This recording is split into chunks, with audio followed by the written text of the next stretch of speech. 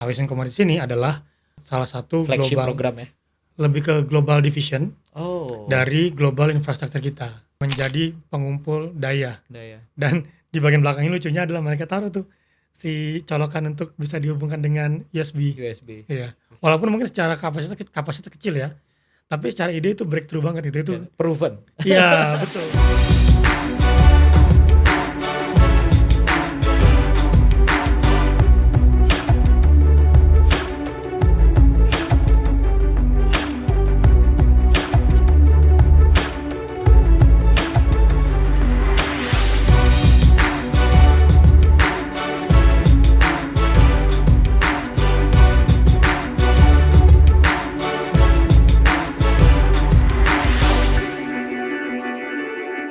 Halo semuanya, kembali lagi di podcast Leaders Talk Sustainable. Kali ini kita kedatangan tamu yang menarik. Terima kasih waktunya Pak Hidayah Utama Lubis. Siap, sama-sama Mas Unggul. Community Engagement Manager dari Amazon Web Service. Terima kasih Pak Hidayah untuk waktunya. Hari ini kita mungkin bicara banyak terkait dengan Corporate Social Responsibility Program, kemudian juga beberapa program yang dilaksanakan oleh AWS. Tapi sebelum ke sana Pak Hidayah, kami pengen tahu dulu nih interest Pak Hidayah terkait dengan mungkin dunia external affair ya, kemudian juga CSR dan sustainability ini sebetulnya dari mana sih Pak ketertarikannya?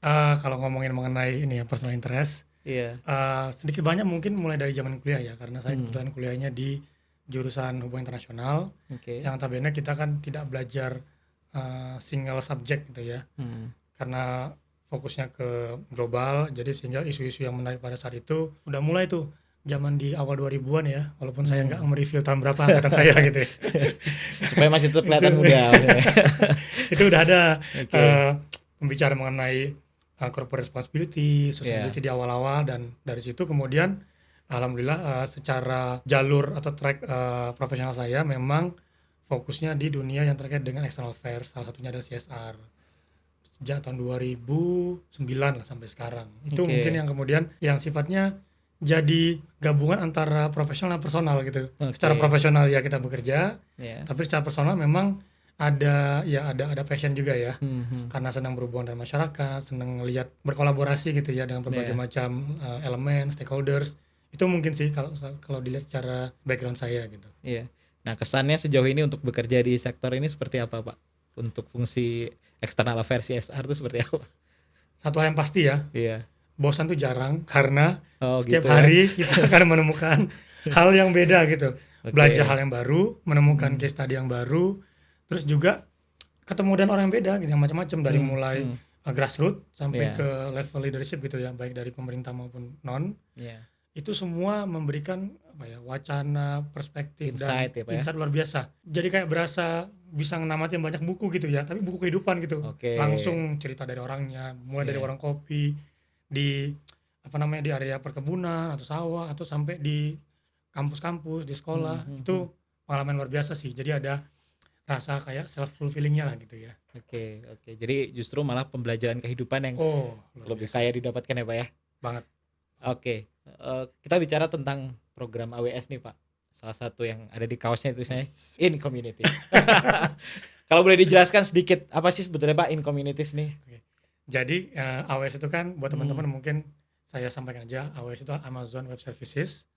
Itu adalah kita penyedia layanan cloud computing secara global, bagian dari Amazon Group ya, yang milik Jeff Bezos. Nah, di Amazon Web Services ini tentu kita dalam menyediakan layanan cloud computing perlu infrastruktur kan. Nah, untuk organisir, menyimpan semuanya lah. Nah, namanya data center. Nah, AWS Commodities ini adalah salah satu flagship global program ya. Dia lebih ke global division dari global infrastructure kita. Gitu. Jadi divisi secara global yang ada di banyak negara, di banyak region gitu ya, Amerika, Eropa, Asia.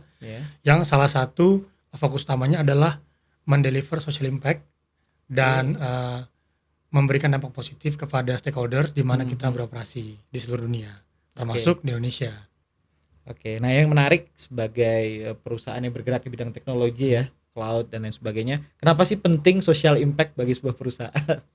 Nah, ini juga yang mungkin sering saya dapatkan ya pertanyaan. Ini perusahaan teknologi urusannya apa sih kayak melakukan program yang non teknologi? Nah, pertama kita itu kan namanya berbisnis atau beroperasi tidak berdiri di ruang hampa sendirian gitu ya. Kita berinteraksi dengan banyak pihak, stakeholders, dan stakeholders itu dari masyarakat, pemerintah, lembaga-lembaga lain itu kan memiliki banyak insight, memiliki banyak hal yang bisa jadi channel untuk kolaborasi. Dan kolaborasi itu adalah salah satu menurut saya nih ya, salah satu kunci penting untuk menjaga kelangsungan dan juga perkembangan bisnis. Nah, program social impact ini sendiri satu, tentu AWS ini kita punya value bahwa dimanapun kita berada, kita itu harus bisa memberikan nilai yang lebih dari sekedar core business kita. Gitu, baik ke masyarakat, ke customer, ke external stakeholders yang memang value ya. Betul. Karena memang itu sudah jadi value kita, dan kita punya salah satu leadership principle namanya itu success and scale bring broad responsibility. Nah, itu yang jadi dalam tanda kutip ruhnya dari AWS in Communities ini di secara global. Jadi dari sisi value perusahaan pun juga sebetulnya sangat mengedepankan tadi ya, penciptaan nilai tambah sekedar produk ataupun layanan yang diberikan gitu. Jadi tidak terbatas pada itu. Nah, kalau bicara inisiatifnya sebetulnya apa aja nih Pak di AWS in Communities ini, sektor-sektornya apa aja gitu ya, bidang-bidang yang dilakukan? Secara global kita punya 4 pilar ya. Saya pakai versi bahasa Inggrisnya supaya sesuai aja gitu ya. Satu, STEM education, STEM science, technology, engineering, art and math. Kemudian yang kedua adalah local skill development, peningkatan kapasitas lokal, khususnya masyarakat. Yang ketiga itu sustainability. Dan yang keempat adalah hyperlocal social impact. Nah, hyperlocal social impact ini yang saya tanya, ini apa sih sebenarnya? Ini program-program yang memang kita desain untuk merespon terhadap kebutuhan masyarakat yang kita temui, baik dari sisi berdasarkan riset yang kita lakukan ataupun memang berdasarkan aspirasi yang masuk ke kita. Secara global itu semua program itu sama ya? Sama, 4 itu pilarnya, tinggal nanti kita membreakdown sesuai dengan kebutuhan di masing-masing negara. Kita mungkin agak spesifik sekarang ke STEM nih Pak. Ya, siap. Nah, terkait dengan STEM ini, bentuk dukungannya seperti apa untuk peningkatan pendidikan khususnya untuk STEM skills sendiri ya di Indonesia, mulai dari di level apa, kemudian bentuk dukungan dari AWS sejauh mana sih Pak terkait dengan STEM ini?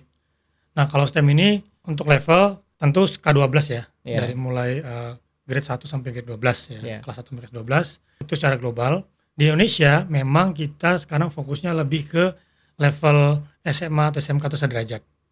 Gitu kita dulu, karena pertama mereka yang paling dekat dengan jalur pendidikan tinggi, perguruan tinggi, sehingga kita perlu bekali dengan pemahaman, pengetahuan dan learning experience dari STEM itu sendiri. Kita sudah ada beberapa program, baik yang signature program secara global ya, kita punya 2.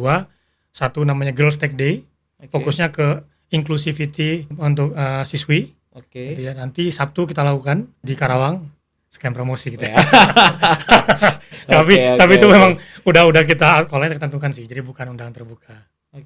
Ada berapa sekolah Pak yang terlibat? Untuk yang tahun ini ada 300 siswi dari 6 sekolah di Karawang dan Cikarang. Memang khusus untuk siswi perempuan ya? Perempuan. Karena jumlah engineer terbatas atau seperti apa tuh Pak? Karena kita ingin mempromosikan bahwa ini bukan hanya pekerjaan laki-laki ya. Inclusivity, teknologi itu sebenarnya perempuan itu punya hak yang sama, bukan cuma teknologi ya, tapi karena kita adalah pemain di bisnis teknologi ya, otomatis kita menyesuaikan dengan kondisi kita. Dan memang di AWS ini sendiri secara global kita punya banyak female engineers, bahkan female leadership itu luar biasa gitu, dan itu membuktikan proporsinya. Ya, dan kita sangat mendukung semakin banyak teman-teman perempuan dari semua level gitu ya untuk bisa gabung di industri teknologi, apalagi cloud computing gitu ya.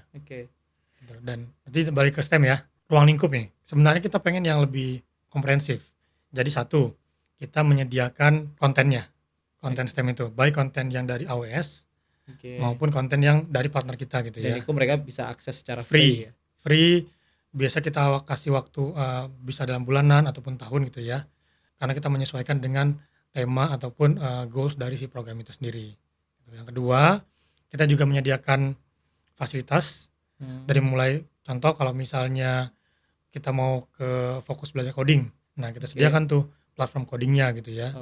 Kalau mau belajar yang hardware, kita berikan robotic kits, device. Itu juga difasilitasi karena kita memang menyasar sekolah-sekolah yang selama ini belum mendapatkan akses ke sana. Dan Kan tentu banyak di Indonesia. banyak banget.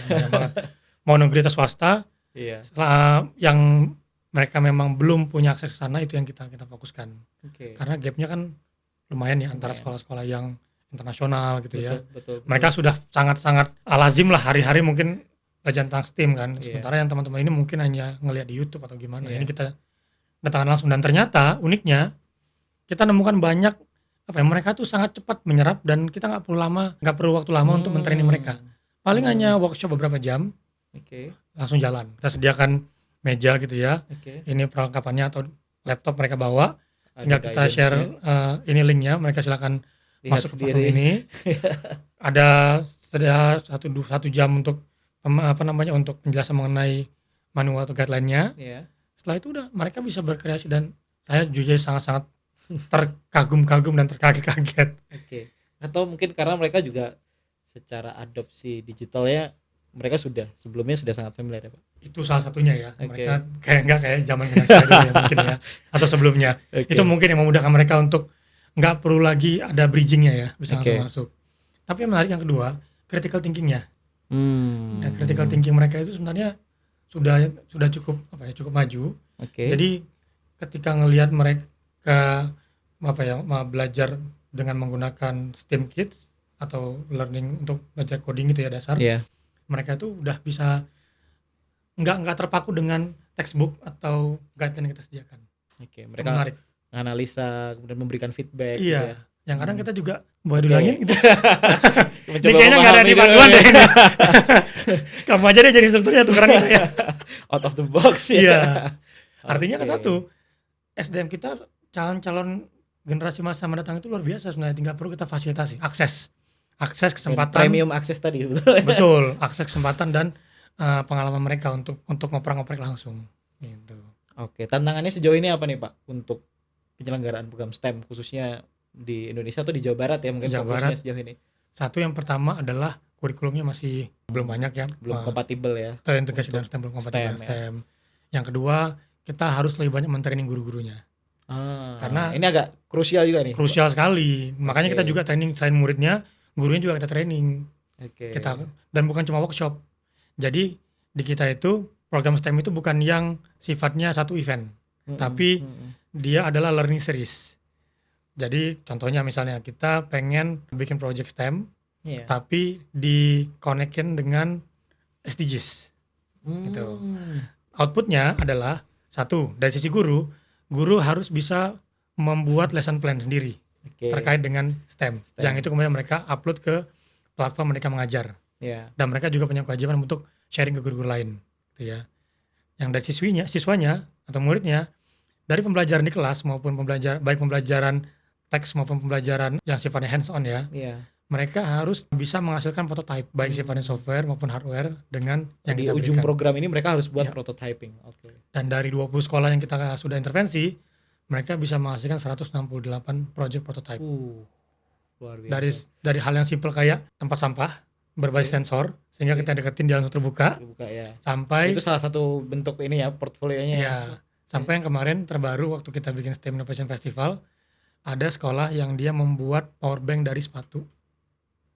Jadi dengan Kita hentakan jalan kaki. itu ada apa di bawahnya itu yang kemudian akan menjadi pengumpul daya. Daya. Dan di bagian belakangnya lucunya adalah mereka taruh tuh si colokan untuk bisa dihubungkan dengan USB. USB. Iya. Walaupun mungkin secara kapasitas kecil ya, tapi secara ide itu breakthrough banget itu. Proven. Iya, betul. Kita coba langsung. Iya. Oh iya, jalannya walaupun agak lama tapi ya Iya. nggak kepikir gitu loh. Iya. Improvementnya mungkin bisa dilakukan selanjutnya. Betul. Oke. Nah, sejauh ini dari 200 sekolah tadi yang 20. 20 sekolah yang sudah diintervensi, gimana tanggapan kepala sekolahnya, Pak? Guru-gurunya gimana, Pak? Ya kalau dari video yang saya terima gitu, testimoni Iya. mereka positif banget lah gitu ya. Karena ini kayak sesuatu yang mainan yang belum pernah mereka dapat gitu ya. Dan selama ini cuma bisa dilihat gitu ya. Tapi tiba-tiba sekarang ada di meja mereka, di kelas mereka, ada yang memandu. Mereka juga diberikan kebebasan untuk bisa Yang memandu tuh berarti dari partnernya. partnernya AWS. Oke. Kadang-kadang juga ada volunteer dari AWS juga bisa gabung. Oh, karyawan ya. Karyawannya. untuk employee voluntary program ya. Betul. Cuma memang karena kalau karyawan kan mereka hanya bisa di waktu-waktu tertentu ya, Betul. kayak weekend atau waktu lain. Nah, kita kerjasama dengan NGO atau non-profit partner yang fokus di education, di pendidikan untuk deliver program ini gitu. Menarik. Dalam skala 20 sekolah pun sudah seperti itu dampaknya ya Pak ya? Itu untuk yang lebih ke ini ya, microbit dan ada program lain juga? ada. Jadi kalau yang sifatnya di hardware tadi itu 20 plus ada, kalau total jumlah sekolah yang ikut STEAM Innovation Festival kemarin tuh 70-an Jawa Barat. Itu mungkin beda-beda fokusnya ya Pak ya? Ya, ada yang, tapi banyak kan memang mereka antara dua ya, bentuknya berbasis aplikasi dan berbasis hardware device. Gitu. Nah kalau yang ada lagi kita program yang ini benar-benar kita memperkenalkan cloud computingnya AWS. Jadi produknya AWS lah. Produk juga didapatkan ya, ini saya juga ini saya harus memberikan kredit ke teman-teman di AWS Training and Certification. Mereka punya program namanya Terampil di Awan. Ya. Nah itu programnya nasional ya, sudah banyak banget lah sekolah, ribuan siswa, sekolahnya mungkin ratusan. Untuk di Incommunities kita fokus di wilayah Karawang, Bekasi. Tahun ini tahun kedua, tahun kemarin kita 50 sekolah, siswanya itu yang ikut lebih dari 10.000 ya. Dan itu benar-benar mereka belajar membuat web static atau static web berdasarkan ya platform AWS lah gitu. Dan mereka tahu gitu, mereka bisa buat apa aja. Dan ada web static yang kemudian kita perlombakan di akhir kegiatan, di akhir program ini. Project ya, di akhir project ini berjalan. Ya kalau bicara STEM sendiri kan lulusan perguruan tinggi untuk STEM itu kan di Indonesia baru sekitar 17,48%. Masih jauh dibandingkan mungkin negara-negara Malaysia dan lain sebagainya. Jadi memang salah satu fokusnya karena memang Indonesia sendiri sangat betul-betul membutuhkan STEM ini ya Pak Hidayat. Betul. Satu hal ya, kalau mungkin kita lihat di dalam 5-10 tahun terakhir ini, para pelaku industri teknologi atau praktisi itu kan tidak melulu mereka backgroundnya adalah computer science, bisa macam-macam gitu kan. Jadi berangkatnya di beda-beda nih. Nah, kita ngelihat harusnya kan memang harus ada jalur ya, dari mulai sekolah, kemudian ke universitas, agar dari sisi dasar, kemudian mereka benar-benar melewati seluruh prosesnya gitu, sehingga ketika masuk ke dunia kerja udah matang nih, udah siap pakai. Dan secara secara umum dari mulai bangun sampai tidur kita kan nggak akan lepas dari teknologi kan ya. Interaksinya. Jadi mau nggak mau emang selain daripada generasi sekarang ini mereka sudah sangat melek teknologi, bahkan sebelum sekolah udah bisa megang main handphone sendiri gitu ya.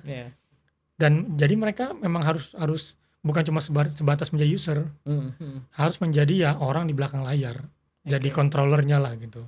Dan anak Indonesia tuh punya SDM-nya luar biasa, potensinya, tinggal kita yang memberikan akses dan kesempatan buat mereka semua. Dan itu hadir lewat AWS Incommunities Pak. Ya kita berkolaborasi bersama semua pihak ya, termasuk pemerintah dan sebagainya Pak ya. Corporate. Karsa, iya dong. Ini apa ya? Harus keroyokan ini. Multi stakeholder partnership. Nah itu bahasa kerennya lah. Bahasa kerennya itu. Ini kan sebetulnya dalam rangka juga ini Pak, program yang di-create AWS ini kan bagaimana program Incommunities ini bisa support juga terhadap nilai tambah yang ada di bisnis.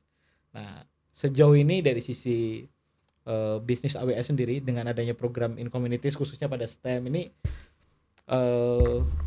dampaknya terhadap bisnis seperti apa nih Pak? Yang pertama saya mungkin tidak dalam kapasitas untuk ngomongin bisnis secara teknikal ya. Tapi satu, orang sekarang lebih kenal AWS, awareness-nya lebih tinggi, bukan hanya sebatas kita memberikan service kepada customer, tapi ada nilai tambah social impact yang kita berikan kepada banyak stakeholder, sekolah, universitas, kelompok-kelompok masyarakat, dan itu mungkin yang menjadi added value yang kalau saya bilang ya akan mendukung keberlangsungan AWS di Indonesia, karena ternyata keberadaan AWS ini ya bukan hanya dari segi bisnis gitu, beyond bisnis kan ya, dan social impact ataupun tangible impact di sisi lain sudah jadi DNA-nya. Nah itu yang menjadi orang ngelihat ternyata AWS ini di Indonesia bukan cuman bisnis cloud aja, mereka juga memberikan banyak akses ke masyarakat kok gitu kan, ikut membantu memperdayakan masyarakat, mengenalkan mengenai teknologi ke masyarakat, bahkan langsung turun lihat programnya memberikan akses, pendampingan, dan juga ya digital literasinya masyarakat ditingkatkan gitu. Oke. Pengetahuan mereka terhadap produk juga akhirnya ada kesadaran juga ya. Tentunya. Ya. Mungkin dulunya mereka cuma tahu Amazon aja gitu ya. Amazon aja. Amazon, toko buku, Iya. atau e-commerce. Sekarang AWS. Atau Jeff Bezosnya. Sekarang ya AWS itu ya perusahaan cloud computing gitu kan. Dan Iya. bahkan sekarang orang udah mulai tahu ya tentang AWS itu sekarang fokus ke generative AI gitu kan ya. Oke. Yang sangat diperlukan untuk berbagai macam sektor sekarang. Betul. Unlimited. Siap. Ke depan Mhm. pengembangannya kan seperti apa Pak program STEAM ini, dan tantangan-tantangan di lapangan yang itu menjadi insight akhirnya bagaimana Pak Hidayah mungkin? Kalau boleh dibilang hal yang ingin kita kerjakan sekarang ke depan adalah bagaimana kita bisa bersinergi dengan stakeholder pendidikan ya. Oke. Agar STEAM ini mungkin awalnya dia menjadi suplemen, tapi kemudian ke depan bisa menjadi satu bagian yang integral dari kurikulum pendidikan. Oke. Sehingga mau tidak mau ya harapannya makin banyak sekolah yang mereka sudah punya kurikulum STEAM, kemudian sudah mulai belajar tentang STEAM, sudah tahu, sehingga perusahaan-perusahaan kayak AWS maupun nanti yang lain-lainnya ini itu bisa lebih align mudah. nih. Betul. Oke. Dan tentu namanya kita belajar STEAM ya perlu ada fasilitas. Itu juga satu tantangan di mana perlu multi stakeholder partnership untuk bisa memastikan akses infrastruktur STEAM ini bisa tersedia secara menyeluruh dan secara inklusif. Itu mungkin. Baik, jadi ada dua tadi. Satu, gimana STEAM ini benar-benar terintegrasi di kurikulum formal, pendidikan formal kita, dan tentu itu sebetulnya keniscayaan di masa yang akan datang ya Pak. Betul. Yang kedua adalah infrastruktur yang tentu membutuhkan dukungan berbagai macam pihak. Terakhir mungkin closing statement Pak, saran untuk teman-teman yang masih muda-muda juga nih untuk bisa bareng-bareng belajar STEAM ya, terus untuk membangun harmonisasi antara perusahaan dan juga masyarakat seperti yang dilakukan AWS nih. Silakan mungkin Pak closing statementnya. Pertama terima kasih banyak nih Mas Unggul dan teman-teman Lakarsa atas kesempatannya gitu ya. Dari kami, saya pribadi ya melihat bahwa teknologi itu bukan milik segelintir orang. Jadi semua orang itu punya kesempatan yang sama, apapun backgroundnya, pendidikannya, usianya, semua punya kesempatan untuk bisa belajar, menguasai, dan mungkin berkarir di teknologi ke depannya gitu. Yang kita perlukan adalah kerjasama, kolaborasi semua pihak gitu ya, untuk bisa menyediakan nih jalur ini, track ini untuk semua lapisan masyarakat tanpa batas agar semuanya bisa punya akses, semuanya punya kesempatan, yang ujung-ujungnya akan meningkatkan kualitas SDM dan talenta digital Indonesia di masa depan. Yang untung siapa? Bangsa kita, karena kita kan menyongsong Indonesia Emas. Dan SDM yang digital talent ini menjadi sangat kunci ya Pak. Harus ready, benar-benar ready. Oke, terima kasih banyak Pak Hidayah untuk waktu dan kesempatan sharingnya hari ini. Mudah-mudahan bermanfaat untuk teman-teman semuanya. Terima kasih banyak. Terima kasih banyak.